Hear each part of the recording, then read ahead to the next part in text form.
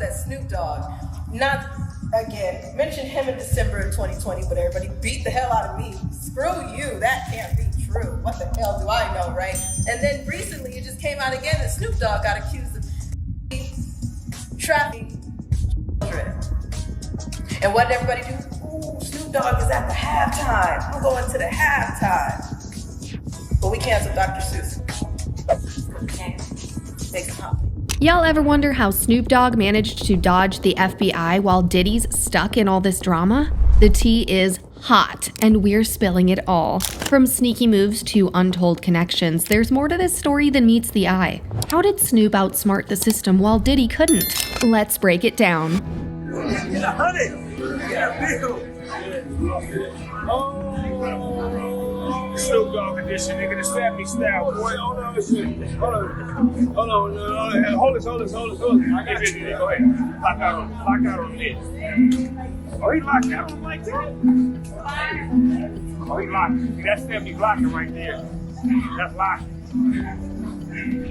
Now, the industry is filled with predators who not only prey on young and naive upcoming artists, they also make predators out of those they prey upon. Even worse, Tupac Shakur was deleted by these industry predators, and everyone's wondering, does Snoop know something about his death? Or even, did he have something to do with it? For those who don't know, Snoop has been accused of assault and battery in the past, yet somehow it's all just been pushed under the rug.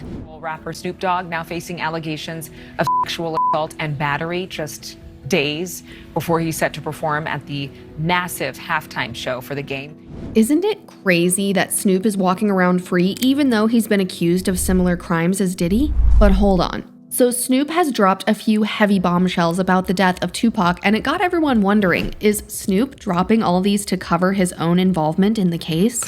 You put all of our lives in jeopardy like that, you don't care about that.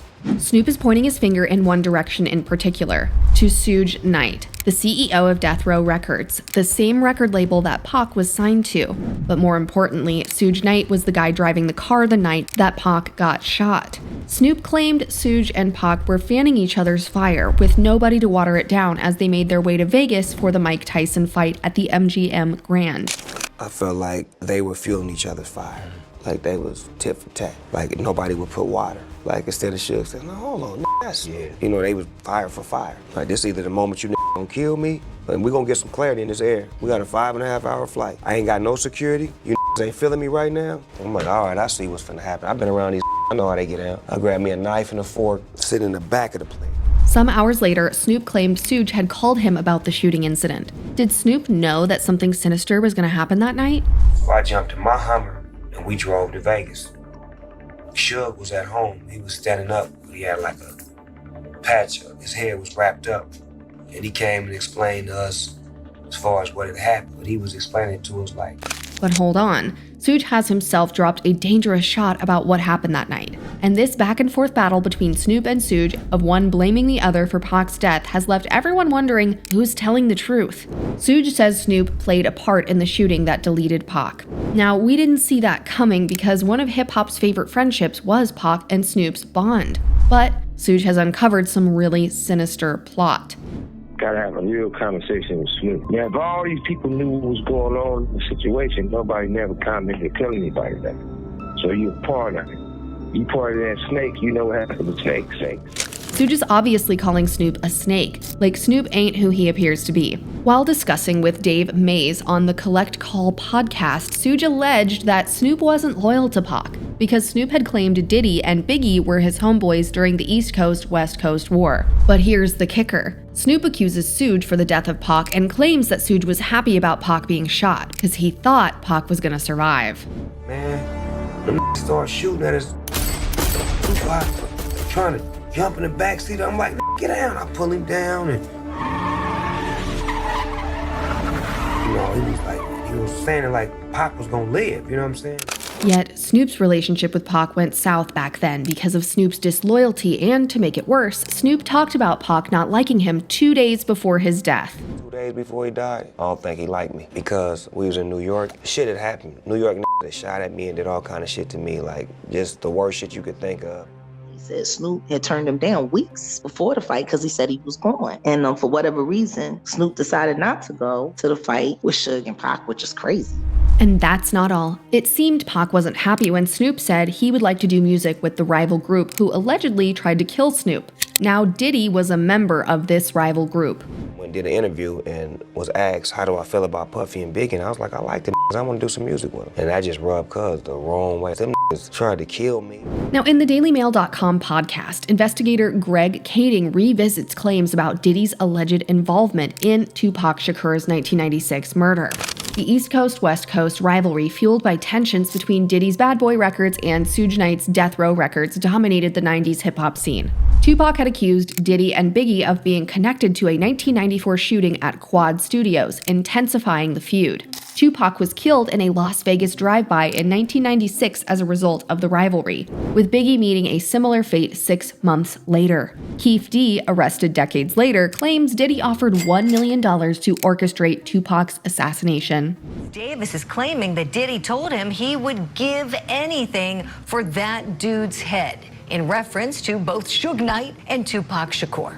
Now, according to Davis, the beef stemmed from the continuous taunting of Combs by the iconic rapper.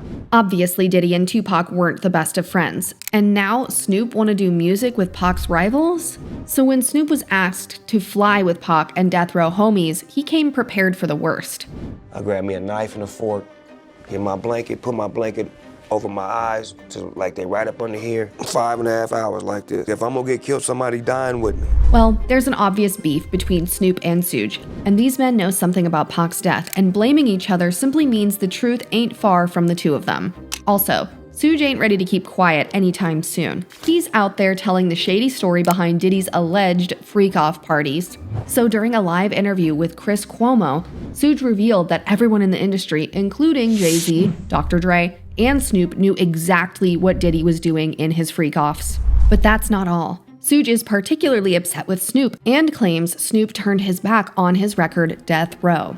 And here's another bombshell. Suge claims Diddy's not the only one in the industry who's been having predatory relationships with younger artists, also adding that these criminal activities behind closed doors have been ongoing for decades. Y'all will think Suge is just being messy, but wait, there could be some truth in this. He didn't react, or people he got or doing those things or those allegations by himself. He was taught from people before him, and he did it to the younger people after him. And we can talk all day and say what's true, what's not true. Well, first of all, you got to start with at the top. You starting with the top. Clyde Davis, Russell Simmons, Andre Arrell, Jimmy Iovine. Even if you take Jimmy Iovine, he had an allegation from him, same thing, he went away. After dropping the bomb, Suge says this is Hollywood and everyone's gonna act like they don't know what's going on. Now, Suge is implying that Diddy's where he is because he's just a victim of the industry, and like every victim of a you do to others what's been done to you. And that's why he thinks Diddy's life could be in danger even behind bars. I'll tell you what, Puffy, your life is in danger because you know the secrets of who's involved in that little secret room you guys are participating in. You know they're gonna get you if they can. It's a little crazy how Puffy got booted out the alcohol business and Jimmy Levine steps in with Dr. Dre and Snoop Dogg promoting it. That's never a good look when it comes to the culture of hip-hop, our community, and our people. Now, Diddy's behind bars, but Snoop is free despite allegations of murder and battery. Also, what do y'all think? Did Snoop have a hand in Pac's death, or was he deleted by his rival gang?